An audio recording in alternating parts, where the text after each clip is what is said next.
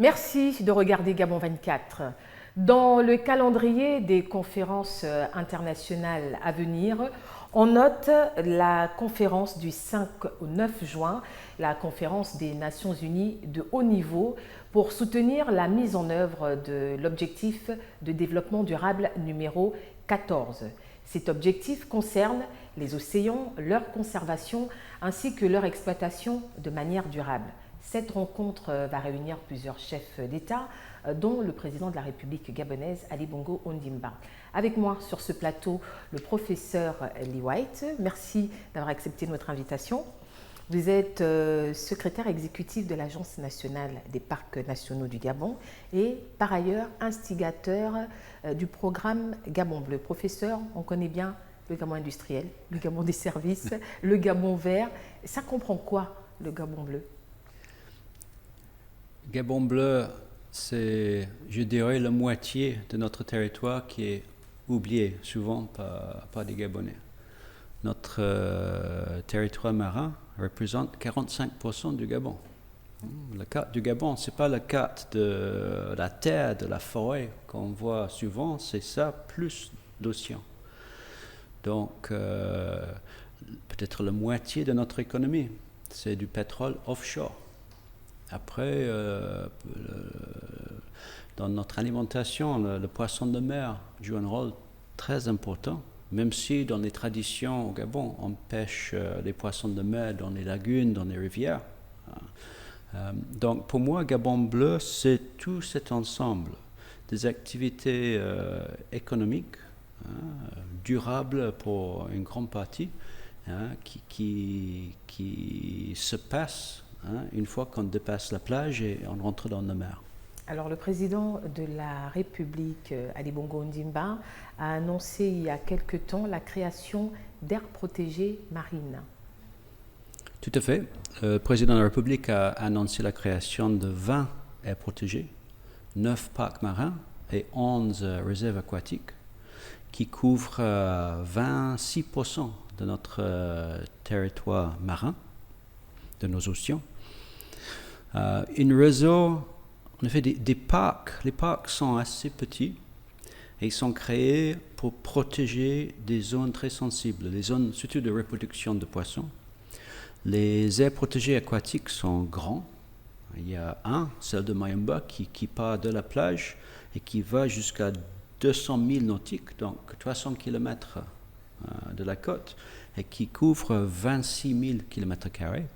Et ces réserves aquatiques sont des zones où on va faire des plans de gestion pour bien gérer la pêche et on va réglementer toutes les activités. Donc, ce n'est pas les aires protégées comme les parcs nationaux où beaucoup d'activités sont interdites, mais c'est les zones où on doit faire très attention à la gestion. Donc, on va gérer en fonction des plans de gestion bien établis et on va suivre toutes les activités économiques dedans, à la fois pour assurer un prélèvement durable des ressources naturelles de la pêche, mais même, à la limite, plus important, de restaurer les écosystèmes qui ont été un petit peu abîmés par une mauvaise gestion les derniers 20-25 ans, une mauvaise gestion de la pêche et un prélèvement trop important. Alors le Gabon, dans son engagement justement de préservation des ressources et cette annonce du chef de l'État, est-ce que finalement nous ne sommes pas là dans la concrétisation ou l'affirmation de ce Gabon bleu? Je dirais effectivement, ces aires protégées vont être le socle, la fondation de notre politique Gabon bleu, qui est une politique vraiment de préservation, mais surtout de prélèvement durable, de gestion durable et de créer une économie bleue, de créer des emplois. Aujourd'hui, il y a très peu de Gabonais qui sont employés dans l'industrie de pêche. Alors, vous l'avez dit, professeur Lee White, les Gabonais n'ont pas la culture de la mer. Comment faire en sorte justement que les populations apprécient mieux, sinon davantage, le patrimoine marin qui est le leur? Effectivement, les images qui se déroulent derrière nous, il y a beaucoup qui ne se rendent même pas compte que c'est le Gabon. Donc, c'est des zones Nous qui sommes sont... dans les eaux... Toutes ces images sont photographiées au Gabon, même les récifs de corail, des choses comme ça. Donc ça montre un potentiel incroyable, mais peu connu. C'est parce que dans nos traditions, on ne va pas beaucoup en mer.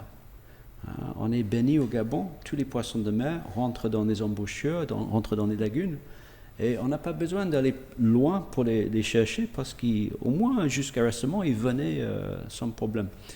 Aujourd'hui, on se rend compte que la plus grande pêcherie au Gabon, c'est la pêche au thon, qu'on a un potentiel de 50 000 tonnes de thon chaque année, et qu'on pouvait créer à la limite 2 usines au Gabon. On pouvait avoir une flotte de bateaux gabonais qui pêchent ça. Pour l'instant, c'est les bateaux européens et asiatiques qui pêchent. Et on pouvait créer des milliers d'emplois et une valeur ajoutée sur cette pêche. Et c'est parce qu'il n'y avait pas encore justement ce cadre qui formalise, qui concrétise, qui réglemente, parce que vous dites on pouvait, maintenant que ce Gabon bleu prend forme, c'est ce qui va se faire. C'est un peu ironique qu'une biologiste de Gorée parle de Gabon bleu, mais je pense qu'au Gabon, on a été tellement focalisé sur la forêt qu'on a négligé un petit peu la mer. Maintenant, avec l'impulsion du chef de l'État, sur les derniers 5 ans, on a énormément travaillé sur les ressources naturelles dans l'océan. Et on est en train de faire, comme le président a dit, on est en train de faire pour l'océan ce qu'on a fait pour la forêt. Donc, à la fois le préserver, mais voir comment le valoriser et comment on peut créer des emplois durables. Et justement, vous parliez de ces opportunités que va pouvoir offrir le Gabon bleu, et notamment la création des aires protégées et des parcs. Tout à fait. Si on regarde aux États-Unis, en Floride, il y a 800 000 bateaux de pêche, des plaisanciers, les gens qui font la pêche sportive, la pêche touristique. Donc nous avons un incroyable potentiel de développer une pêche touristique. On a attrapé il y a 1 mois à Iguela un record mondial, un tarpon, qui est une des pêches sur lequel le marché de pêche sportive mondial est basé. On a le record mondial au Gabon. Donc on voit un potentiel touristique entre la pêche, entre les baleines, les animaux qu'on peut voir. On voit du potentiel d'une exploitation durable de tous les pêcheries qui existent, le thon, les sardines, et tout ce qui est vers la côte, les rouges, les capitaines, les mérous qu'on mange tous les jours. Nous sommes le seul pays maintenant certifié pour exporter des crevettes vers les États-Unis, parce qu'on a équipé notre flotte de bateaux avec ce qu'on appelle les TED, les appareils qui évitent que les tortues marines rentrent dans les filets de pêche. Donc on commence à connaître le potentiel. On connaît également les dégâts qu'on a survécu d'une mauvaise gestion dans le passé. Donc on a une stratégie à la fois de développer, à la fois de restaurer, et d'être sûr que cette Gabon bleu dont on parle devient quelque chose de très concret, que tous les Gabonais vont comprendre et qui va amener des richesses au Gabon. Et avec visiblement ou vraisemblablement des conséquences positives sur le panier de la ménagère. Absolument, en ce qui concerne absolument. Le prix du poisson.